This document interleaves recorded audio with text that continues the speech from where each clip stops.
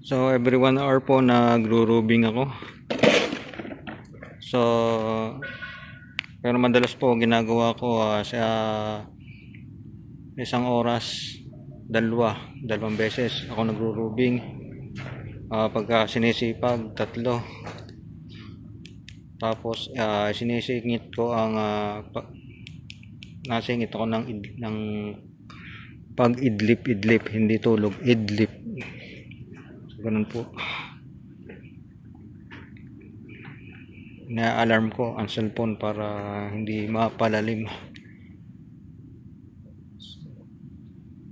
So, nakailang ikot na po tayo.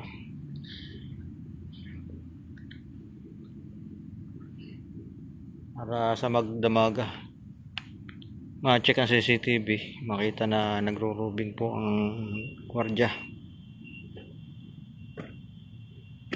Ito po, papahinga na muna ng konti at mamaya iikot na ulit.